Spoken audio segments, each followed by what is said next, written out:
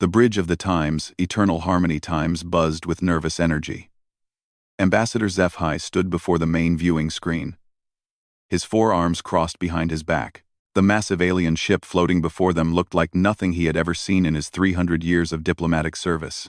"Sir, their vessel is twice the size of our flagship," reported Commander Veltar from her station. Her voice carried a tremor that she could not hide. "The energy readings are off our charts." HFY nodded slowly. The human ship was dark gray and covered in strange markings. Weapon ports lined its hull like the eyes of some sleeping giant. Strange energy fields flickered around its edges. Every scanner on the Time's Eternal Harmony Times screamed warnings about the power contained within that alien vessel. "Have they responded to our communications?" HFY asked. "Yes, sir. They are requesting permission to send a diplomatic party aboard our ship." The ambassador felt his stomach twist. In all his years dealing with new species, first contact usually happened on neutral ground. The fact that these humans wanted to board their ship showed either incredible confidence or complete ignorance of galactic customs. "Grant their request," he said finally. "But keep our shields up and weapons ready." 20 minutes later, the human diplomatic party materialized in the main docking bay. HFY watched through security cameras as three figures stepped out of a strange, shimmering light. They wore simple blue uniforms and carried no visible weapons. The one in front was a female with short dark hair and calm brown eyes. When they met in the diplomatic chamber, the human woman stepped forward and smiled. "I am Captain Sarah Chen of the United Earth Ship Times Endeavour *. Thank you for agreeing to meet with us." HFY was surprised by how normal she looked. Most alien species had features that marked them as dangerous or peaceful. But humans looked like a strange mix of both. Their eyes were sharp and intelligent, but their faces showed kindness. "I am Ambassador HFY of the Galactic Confederation," he replied. "We welcome you to our space. Though we must admit, your arrival has caused some concern." Captain Chen tilted her head. "Concern? Have we violated any of your laws?" "No, but your ship." HFY gestured toward the viewing port where the human vessel waited. "Our military experts have never seen weapons like yours. The energy output alone suggests technology far beyond anything in our databases." The human captain looked genuinely confused. "Weapons? The Times Endeavour Times is an exploration ship. We carry defensive systems, but we are here to learn about your civilization, not to fight." Commander Veltar leaned forward. "Captain Chen, our scans show your vessel could destroy our entire fleet." "What do you call defensive systems?" Sarah Chen exchanged glances with her companions. "Perhaps there has been a misunderstanding. The Times Endeavour Times is designed for long-range exploration in unknown space. We encounter dangerous phenomena, hostile environments, and sometimes aggressive life forms. Our systems are built to handle these challenges." "And how many ships like yours does Earth possess?" HFY asked carefully. "Ships like the Times Endeavour *? About 200 in active service, with more being built every year. But they are not all exploration vessels. We have cargo ships, colony ships, research vessels, and survey craft." The silence in the room was complete. HFY felt his blood turn cold. 200 ships, like this monster floating outside? And these were not even their military vessels? "Captain Chen," he said slowly, "what do your military ships look like?" The human woman paused. "I am not military, Ambassador. I am a civilian explorer. I would not be the right person to discuss Earth's defense forces, but surely you can tell us something about them." Sarah Chen looked uncomfortable. "Earth maintains a defense fleet, of course, but they stay close to our home system. We prefer to explore and make friends rather than fight." Over the next 3 hours, the humans shared information about their species, their technology, and their goals. They spoke of wanting to join the galactic community, to trade knowledge and resources, to learn from older civilizations, but HFY could not stop thinking about their ship. Every few minutes, his eyes drifted to the viewing screen, where the Times Endeavour Times waited like a sleeping predator. If this was what humans called an exploration vessel, What horrors did they call warships? When the meeting ended, Captain Chen and her team returned to their ship. HFY immediately called an emergency session with the Confederation High Command. "Admiral Korth," he said to the holographic image of the military leader, "we have a problem." "The humans?" the admiral asked. "They claim to be peaceful explorers. But their exploration ship has enough firepower to destroy our entire first contact fleet. They say they have 200 similar vessels." Admiral Korth was quiet for a long moment. "What are your recommendations, Ambassador?" "Extreme caution. These humans either have no idea how powerful they appear, or they are the greatest threat the galaxy has ever faced. Their technology is centuries ahead of ours. And their military? They would not discuss it in detail." The captain claimed it was not her area. Admiral Korth nodded grimly. "Keep them talking. Learn everything you can." "And Ambassador?" "Yes, sir. Do not provoke them. If their exploration ships are this powerful, we do not want to see their warships." As the communication ended, HFY looked out at the human vessel one more time. It hung in space like a dark promise. Beautiful in its own way, but terrifying in its implications. Somewhere in the depths of space, 200 more ships like this one carried human explorers to distant worlds. And behind them, hidden in their home system, waited the ships they actually used for war. The galaxy would never be the same. Later that night, Commander Veltar approached the ambassador as he stood alone on the observation deck. "Sir, I have been analyzing their ship's design," she said quietly. "And? It is not built like a warship at all. The proportions are wrong. The weapon placement is defensive rather than offensive, and there are large sections that appear to be dedicated to research and long-term habitation." HFY turned to look at her. "You believe they are telling the truth?" "I think they really are explorers, sir. But that makes it worse. Because if this is what they give to their civilians, what do they give to their soldiers?" Admiral Vextar of the Korthak Empire sat in his command chair, studying the tactical display. His fleet of 12 heavy cruisers moved through space toward the human convoy like hungry predators. Around him, his bridge crew worked with the cold efficiency that had made the Korthak Empire feared across 3 sectors. "Admiral, we have the human ships on long-range sensors," reported his weapons officer. 3 large vessels and 2 escorts, just as our intelligence indicated. Vextar smiled, showing rows of sharp teeth. The Korthak were warriors by nature.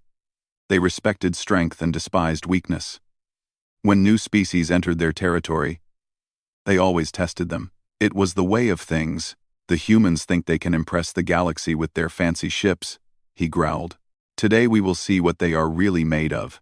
The truth was, Vextar was curious. The reports from the first contact meeting had spread through the underground networks. Everyone was talking about the mysterious humans and their powerful vessels. Some said they were peaceful explorers. Others whispered about terrible weapons and unknown technology. Vextar would find out for himself. "Signal the fleet," he ordered. "Attack formation. We will disable their escorts and capture one of their large ships for study." His tactical officer looked up from her station. "Admiral, what if the reports about their weapons are true?" Vextar laughed. "Then we will die with honor. But I think these humans are all show and no substance. No species builds ships that large unless they are trying to frighten others." The Korthak fleet accelerated toward the human convoy. 3 hours later, Commander Marcus Webb sat in the command center of the UES, Times Prometheus *, reviewing supply reports. The convoy mission to the Epsilon sector was routine, delivering equipment and personnel to the new research station on Kepler 442c. The Times, Prometheus Times, and her sister ship Times, Atlas Times, were providing escort duty for the cargo vessels. "Commander, we have multiple contacts approaching on an intercept course," announced Lieutenant Torres from the sensor station. 12 ships, unknown configuration. Marcus looked up from his reports. "Distance and speed? 2 million kilometers in closing. They will reach us in 47 minutes at current velocity. Are they responding to our identification signals?" "No, sir. But I am picking up weapon charges and shield activation." Marcus felt a familiar tightness in his chest. After 15 years in the Earth Defense Corps, he knew the signs of an approaching fight. Red alert. All hands to battle stations. Signal the convoy to maintain course and speed. Sir, should we call for backup? Asked his executive officer. Marcus shook his head. The nearest Earth defense ship is 6 days away. We handle this ourselves. The Times Prometheus Times was not a warship by Earth standards. She was a heavy escort, designed to protect convoys from pirates and dangerous wildlife. But she carried the same basic systems as all human vessels: adaptive shields, quantum processors, and multi-dimensional weapon arrays. Incoming transmission, reported the communications officer. Put it through. The main screen flickered to life, showing the fierce face of Admiral Vex Tar. The alien's red eyes burned with anticipation. Human vessel, you have entered Korthak space without permission. Surrender immediately and prepare to be boarded. Marcus looked at the alien for a moment, then checked his navigation display. Admiral Vex Tar, according to our charts, we are in neutral space. We have filed proper flight plans with the Galactic Confederation. Your charts are wrong, human. This is Korthak territory. You will surrender or be destroyed. The transmission ended. Marcus turned to his tactical officer. Analysis? 12 heavy cruisers, outdated but functional, plasma cannons, fusion missiles, and basic deflector shields. Combined firepower is significant. Compared to us, sir, any one of our ships could handle their entire fleet. But they probably do not know that. Marcus nodded. The Korthak were testing them. It was foolish, but not uncommon among aggressive species. The problem was how to respond without causing a diplomatic incident. Admiral Vex Tar, he transmitted. This is Commander Webb of the UES Times Prometheus. Asterisk. We have no quarrel with the Korthak Empire. Please withdraw your ships, and we will continue on our way. The alien's response was a barrage of missiles. Incoming fire, called the tactical officer. Multiple fusion warheads. Point defense, full spread, Marcus ordered calmly. The space around the Times Prometheus Times lit up with defensive fire. The human ship's weapons reached out with impossible accuracy, destroying each missile while it was still thousands of kilometers away. Not a single warhead got within 50 kilometers of the convoy. Their turn, Marcus said. Target their lead ship. Disable their engines and weapons. Sir, should we use the quantum torpedoes? Marcus shook his head. Particle beams only, minimum power. The Times, Prometheus Times, fired a single, carefully aimed shot. The beam of energy crossed the distance between ships in an instant and struck Admiral Vex Tar's flagship. The Korthak vessel's shields collapsed immediately, and explosions rippled along her hull as her weapon systems overloaded. What just happened? Demanded Vex Tar, pulling himself up from the deck of his bridge. Sir, they destroyed our shields and weapons with one shot, reported his tactical officer in a shocked voice. Impossible. Our shields can withstand concentrated fire from an entire fleet. Not anymore, sir. On the Times Prometheus asterisk, Marcus watched as the Korthak admiral's ship drifted helplessly in space. Signal the remaining ships, he ordered. Admiral Vex Tar's face appeared on the screen again. But now his expression was very different. Fear had replaced confidence. How? The alien whispered. Marcus kept his voice calm and professional. Admiral, you attacked a peaceful convoy in neutral space. Our defensive response was measured and appropriate. Please withdraw your ships. Defensive response? You destroyed my flagship with a single shot. No, Admiral. If we had wanted to destroy your ship, it would no longer exist. We disabled your weapons and shields. Your crew is unharmed. No, one by one, the remaining Korthak ships began to retreat. But Admiral Vex Tar's voice came through the communicator one more time, filled with a mixture of terror and awe. What manner of devils are you, humans? Marcus looked at the tactical display showing the retreating fleet, then at his own ships. The Times, Prometheus Times, and Times Atlas Times were not even breathing hard. Their shields had not been touched, their weapons had barely warmed up. Just explorers, Admiral, he said quietly. Just explorers. 3 days later, the recording of the engagement was being studied by military analysts across the galaxy. The humans had made it look easy, too easy. Their casual destruction of Korthak shields suggested weapons technology that was beyond anything in the galactic databases. And these were their escort ships, their cargo haulers. In his prison cell on the damaged flagship, Admiral Vextar replayed the battle in his mind over and over. The human ship had moved with impossible grace. Its weapons had fired with surgical precision. Its defenses had stopped a full missile barrage without seeming to notice. What scared him most was the human commander's voice. It had been calm, almost bored, like stopping the Korthak fleet was just another routine task. If this was how humans handled a minor pirate attack, what would they do to a real threat? Vextar shuddered and tried not to think about it. High Admiral Krelnoth stood before the largest gathering of military leaders in galactic history. Representatives from 57 species filled the great assembly hall on Nexus Prime, their faces showing the same mixture of fear and determination. The recording played for the 20th time on the massive central screen. The Korthak attack. The human response. The casual destruction of an entire fleet. Each viewing made it worse. Pause it there, Krelnoth ordered. The image froze on the moment when the human ship fired its single, devastating shot. The energy readings at the bottom of the screen showed power levels that made several species representatives gasp in fear. Computer analysis confirms what we all witnessed, Krelnoth said, his voice echoing in the silent hall. The human vessel used less than 3% of its total weapon capacity to disable the Korthak flagship. Quote, a ripple of shocked murmurs ran through the assembly. 3%, repeated General Thurok of the Vorthan hegemony, his mechanical voice box crackling with static. Our war computers have run the numbers 1,000 times. If that energy output represents 3% of their capability, a single human ship could destroy our entire home fleet. Commander Sil Andra of the Ethereal Collective raised one of her crystalline appendages.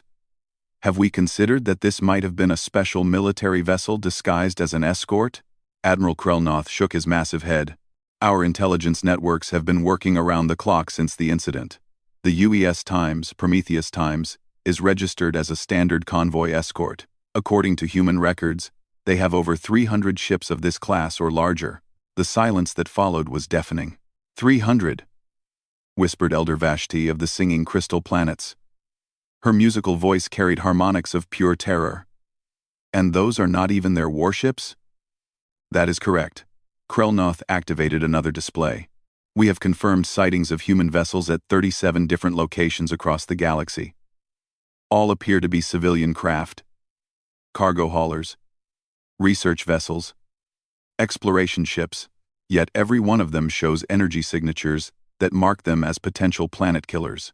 General Kiex of the reptilian domain stood up, his scales flashing red with agitation. Then, we must strike first, while we still have surprise on our side. With what? Demanded Admiral Krelnoth. Our combined fleets total nearly 20,000 ships. By our estimates, the humans have already deployed vessels that could match that firepower, and we have yet to see a single ship they would classify as military. Dr. Velnara of the Science Consortium projected a holographic analysis. We have studied their technology based on sensor readings from both encounters.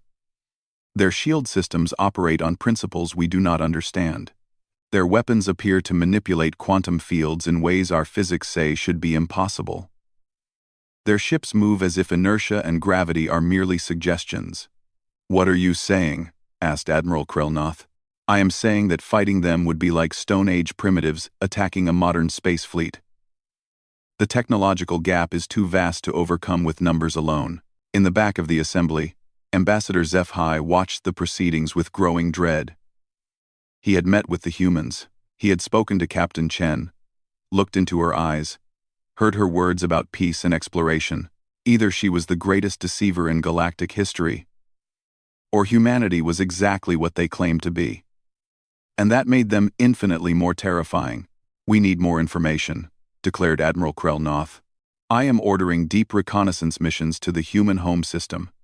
We need to know the true size of their fleet. Captain Rexon of the Shadow Fleet nodded. My ships can reach Earth undetected. Give me 2 weeks. You have it. Meanwhile, we begin mobilization. Every species contributes their full military strength. We gather at the Terminus Nebula and wait for intelligence reports. As the assembly began to break up, the various military leaders clustering in small groups to discuss strategy and share fears. Ambassador HFY approached Admiral Krelnoth. Admiral, I request permission to attempt further diplomatic contact with the humans. Krelnoth looked down at the smaller alien. To what end, Ambassador? Our military experts believe they could destroy all of us without significant effort. That is exactly why we should talk to them, HFY replied. If they wanted to conquer the galaxy, they could have already done it. The fact that they approach us as peaceful explorers suggests they might genuinely want friendship. Or they are gathering intelligence before they attack. HFY was quiet for a moment. Admiral, what if they really are what they claim to be? What if we are preparing for war against a species that only wants to explore the stars? Then why are their exploration ships more powerful than our dreadnoughts? Because they explore a hostile universe? HFY said quietly. Think about it. They come from somewhere beyond our charts, from regions of space we have never mapped. What dangers might they have faced out there? What threats required them to build exploration ships that could fight off entire fleets? Admiral Krelnoth felt a chill run down his spine. The possibility that the humans had faced threats worse than anything in the known galaxy was almost more terrifying than the humans themselves. 2 weeks later, Captain Rexon's stealth ship emerged from quantum space at the edge of the Sol system. What his sensors revealed sent him into immediate retreat. Admiral, he reported from the safety of hyperspace, you need to see this immediately. The recording he transmitted showed the human home system. 9 planets orbited a yellow star, with massive space stations and orbital facilities scattered throughout. But what caught every analyst's attention were the ships, hundreds of them. Thousands. Sleek, dark vessels that patrolled the system's outer edges, like watchful guardians. Each one was smaller than the exploration ships they had seen, but their energy signatures were off the scale. Dear gods, whispered Admiral Krelnoth as he watched the recording. Those are their actual warships. The vessels moved in perfect formation, appearing and disappearing as they tested exotic propulsion systems. Weapon tests lit up the darkness between planets, as beams of pure energy vaporized asteroids with casual ease. How many? Asked General Thurrock. Initial count shows over 1,500 combat vessels in the home system alone, reported Captain Rexan. And Admiral, they saw us. One of their ships followed us to the edge of hyperspace. It watched us leave. In the intelligence analysis that followed, one fact became terrifyingly clear. Earth's actual military was not designed to fight other spacefaring civilizations. The weapons, the tactics, the massive defensive installations scattered through their system, everything was built to fight something else, something worse. What could be so dangerous that it requires this level of protection? Dr. Velnara asked during the emergency briefing. No one had an answer. But as reports continued to arrive of human exploration ships peacefully visiting systems throughout the galaxy, always respectful, always helpful, a new fear began to take root. If humanity needed warships like these to protect their explorers and scientists, what exactly lived in the dark spaces between galaxies? And what would happen if those things followed the humans here? Admiral Krelnoth stared at the tactical displays showing the gathering galactic fleet.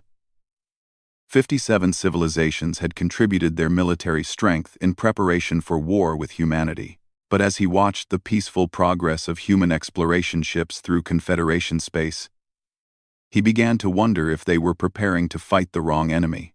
The humans had built a military capable of protecting their entire civilization from unknown threats in the void. They had created exploration vessels that could survive anything the hostile universe could throw at them, and they offered friendship to everyone they met. What manner of devils are they? Admiral Vextar had asked. Watching the latest reports, Admiral Krelnoth thought he might finally understand. They were not devils at all. They were guardians. And something out there required guardians like these. Captain Elena Vasquez stared at the tactical display with amazement. The neutral zone near the Helix Nebula was filled with ships. Thousands of them, representing dozens of different species, all arranged in perfect battle formation. Communications, have you confirmed the message from Earth Command? She asked her operations officer. Yes, Captain. Admiral Morrison's orders are clear. We are to investigate this fleet buildup and determine if diplomatic intervention is required. Elena shook her head in disbelief. The UES times Aurora times was alone in space, facing what appeared to be the largest military force ever assembled. And her orders were to ask them what they wanted. Captain, we are being hailed by their flagship, reported Lieutenant Kim from the communications station. Put them through. The main screen flickered to life, showing the bridge of an enormous alien warship. The creature sitting in the command chair was massive, with gray skin and 4 arms. His uniform was covered with medals and rank insignia that marked him as someone very important. Unknown human vessel. This is High Admiral Krell Noth of the Galactic Confederation Defense Force. You will identify yourself immediately. Elena stood up and smoothed her uniform. Hi, Admiral. I am Captain Elena Vasquez of the United Earth Ship times Aurora *. We received reports of unusual fleet movements in this sector and came to investigate. Is there some kind of emergency?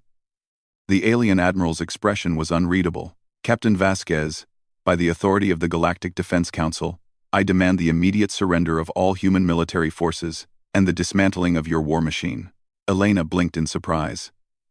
I'm sorry, Admiral, but I think there has been some kind of misunderstanding. What war machine? Do not play games with us, human. Admiral Krell Noth growled. We have seen your ships. We know their capabilities.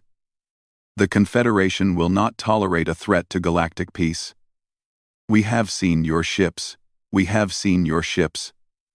Admiral, I honestly have no idea what you are talking about. The Times, Aurora, Times, is a diplomatic vessel. We are here to find out why you have assembled this fleet. Behind Admiral Krell Noth, several other alien officers were visible on the bridge. One of them leaned forward and whispered something in the Admiral's ear. Elena could see their faces clearly, and they all looked afraid. Captain, the Admiral said slowly, are you telling me that you are unaware of the military capabilities of human vessels?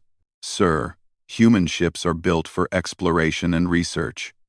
We do carry defensive systems because space can be dangerous, but we are not a military threat to anyone. The silence on the alien bridge stretched for nearly a minute. Finally, Admiral Krell Noth spoke again. Captain Vasquez, 3 months ago, a human escort ship destroyed an entire Korthak fleet with minimal effort.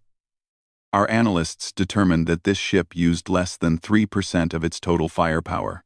Are you claiming this was not a military engagement? Elena's eyes widened. The Korthak incident? Admiral, Commander Webb filed a complete report on that engagement. The Korthak attacked a peaceful convoy without provocation. The Times Prometheus Times defended itself. The Times Prometheus Times is a warship? No, sir. The Times Prometheus Times is a convoy escort.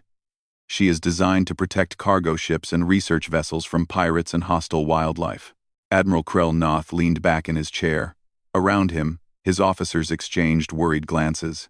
Captain, if the Times Prometheus Times is not a warship, what do you classify as a warship? Elena paused. This was clearly a very sensitive topic, and she did not want to make things worse. Admiral, perhaps it would be better if I spoke with someone from Earth's Defense Command about military matters. Answer the question, Captain. Elena looked around her own bridge at her crew. They were all scientists, diplomats, and explorers. The Times Aurora Times carried no weapons heavier than point defense systems. She was built for making friends, not fighting wars. Admiral, Earth maintains a defense fleet to protect our home system and our civilian vessels. But those ships rarely leave Sol space. Everything you have encountered so far has been civilian vessels. The alien admiral's face went pale. Civilian vessels? Yes, sir. Colony ships, cargo haulers, research vessels, and exploration ships like this one. Elena could see the shock spreading across the alien bridge. Officers were frantically checking their displays and speaking in rapid whispers. Captain Vasquez, Admiral Krelnoth said carefully, "Our intelligence reports indicate that your species has deployed over 200 ships of significant military capability throughout the galaxy. 200 sounds about right for our current exploration and colonization efforts," Elena agreed. "Though most of those are research vessels and colony ships." "Colony ships?" "Yes, sir. We have several worlds in the early stages of settlement. It takes large ships to transport all the equipment and personnel needed to start a new colony."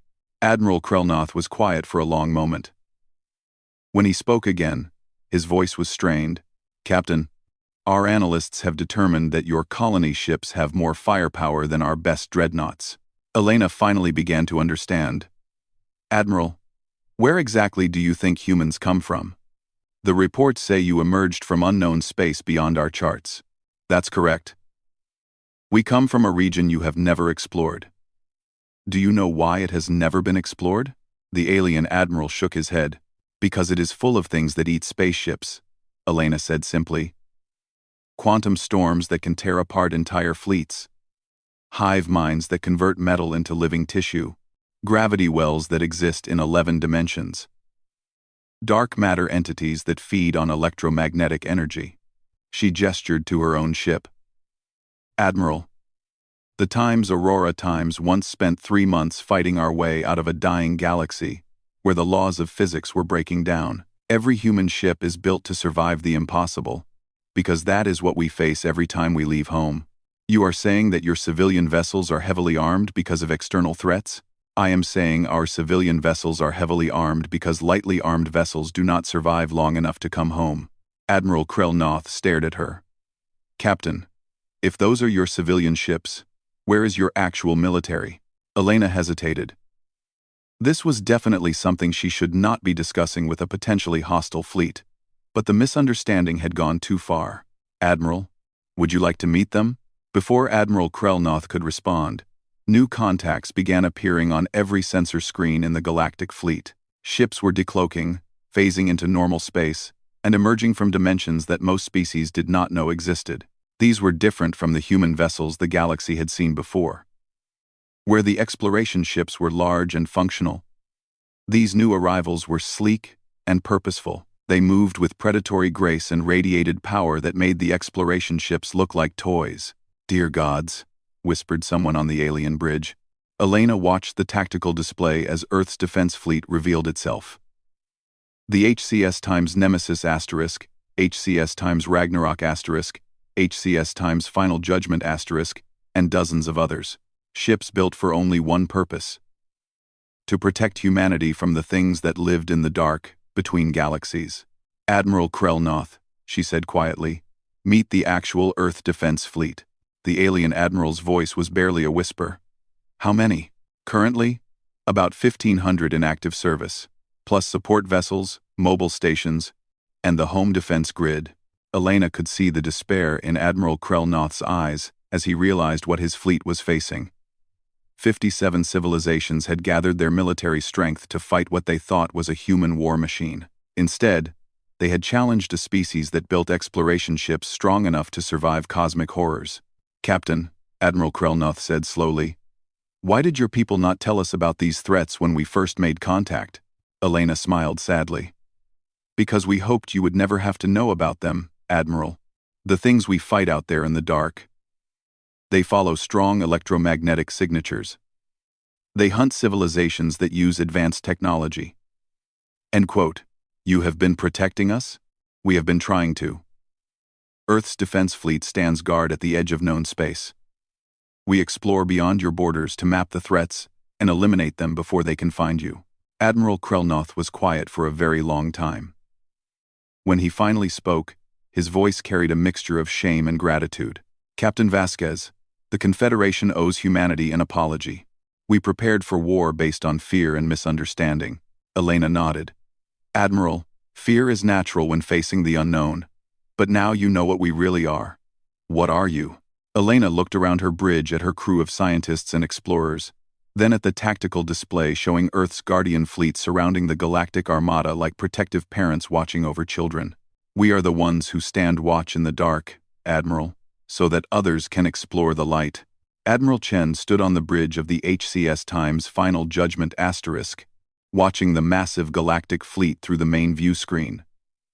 Around her flagship, the Earth Defense Fleet held perfect formation, their dark hulls barely visible against the starfield. "Admiral, we are receiving a transmission from Captain Vasquez," reported her communications officer. "Put her through." Elena's face appeared on a secondary screen. She looked tired but relieved. "Admiral Chen, the situation appears to be under control.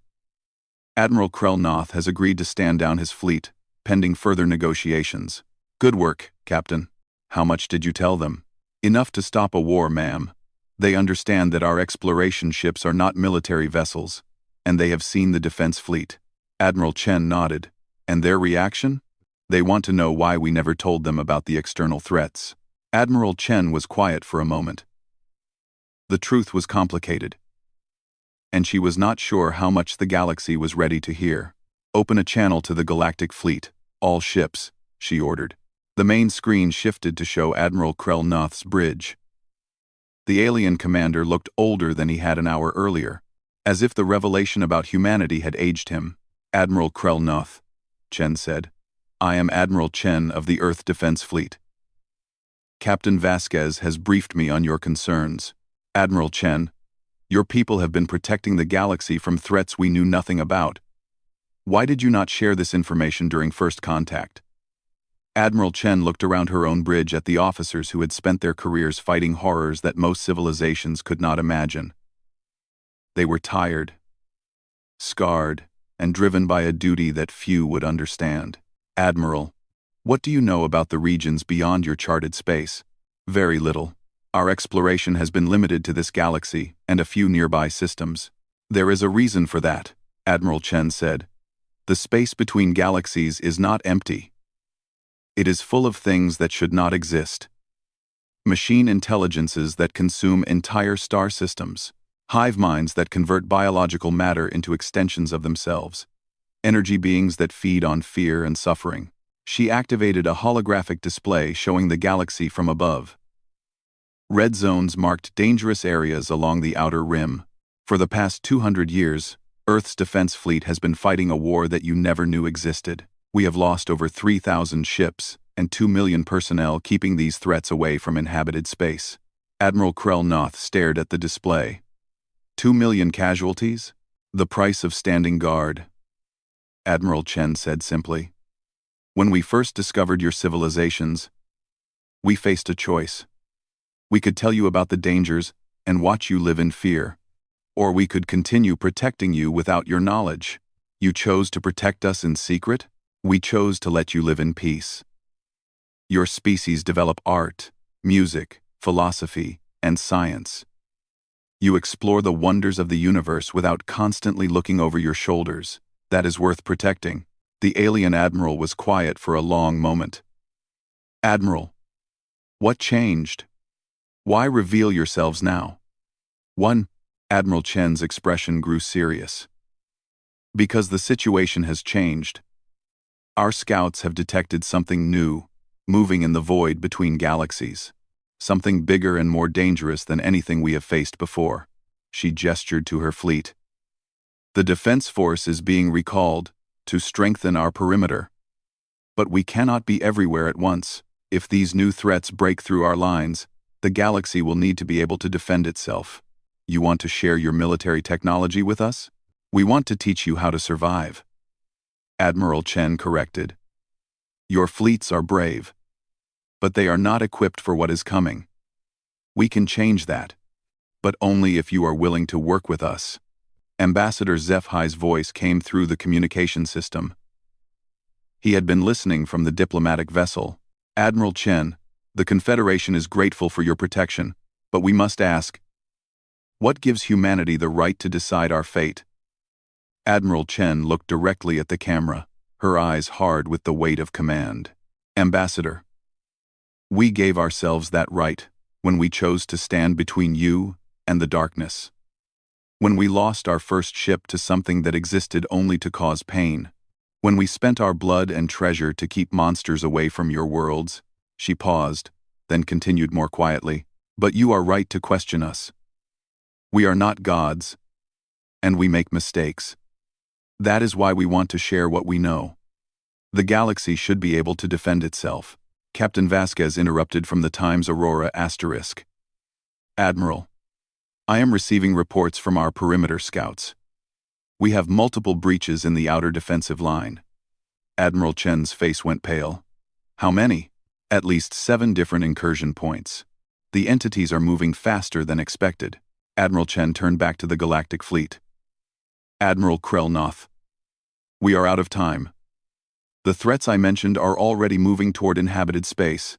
We need to get your fleet to safety and begin emergency preparations. What kind of preparations? Evacuation of border colonies, fortification of strategic systems, and training your people to fight things that do not follow the normal rules of physics. Admiral Krelnoth looked around his bridge at his officers. They were the best the Confederation had to offer, veterans of dozens of conflicts. But none of them had ever faced anything like what the humans described. Admiral Chen, how long do we have? Based on their current speed, the first entities will reach the outer colonies in 3 weeks. The silence on both bridges was complete. 3 weeks to prepare for a war against enemies that most of the galaxy did not know existed. What do you need from us? Admiral Krelnoth asked finally. Trust, Admiral Chen said simply. Trust that we know these enemies, trust that our tactics work, and trust that we will stand with you when they arrive. Admiral Krelnoth looked at the tactical display showing the human defense fleet. These ships had been built for war against cosmic horrors. They carried weapons that could unmake reality itself and shields that could withstand the collapse of dimensions. But more importantly, they carried crews who had chosen to stand guard in the dark so that others could live in the light. Admiral Chen, the Confederation places itself under your command. Admiral Chen nodded grimly. Thank you, Admiral. Signal your fleet to withdraw to the Nexus system. We will establish a defensive perimeter there while we prepare your people for what is coming. As the Galactic Fleet began to move, Captain Vasquez opened a private channel to Admiral Chen. Admiral, there is something else the Confederation needs to know. What is it, Captain? The entities are not just moving toward the galaxy randomly. Our xenobiology teams have been analyzing their movement patterns. They are following the trail of our exploration ships. Admiral Chen felt ice form in her stomach. They are tracking us? It appears so. Admiral, we may have accidentally led them here. Admiral Chen closed her eyes for a moment, feeling the weight of command settle even heavier on her shoulders. Humanity had spent 2 centuries protecting the galaxy from external threats. Now, in trying to explore and make contact with other civilizations, they might have doomed them all. Captain, include that information in your report to Earth Command, but do not share it with the Confederation yet. Yes, ma'am. Admiral Chen opened her eyes and looked out at the stars. Somewhere in the darkness between galaxies, ancient horrors were moving toward inhabited space. In 3 weeks, the galaxy would face its first real test, but the galaxy would not face it alone. Earth's children had spent their lives learning how to fight the impossible. They had built ships that could survive anything the hostile universe could create. They had developed weapons and tactics that could stop entities that should not exist. And they had chosen to share that knowledge with others. All ships, Admiral Chen transmitted to the defense fleet, set course for the Nexus system. We have work to do. As the human ships moved into formation around the Galactic Fleet, Admiral Chen thought about the long road that had brought them to this moment. Humanity had left their home system 200 years ago, looking for a place among the stars. What they found instead was a universe full of wonders and terrors in equal measure. They had become guardians because someone had to stand watch. They had become teachers because knowledge was the only weapon that worked against fear. They had become protectors because that was who they chose to be. The galaxy was about to learn what it meant to have guardians like these, and the darkness between the stars was about to discover what happened when someone threatened the things humanity had chosen to protect.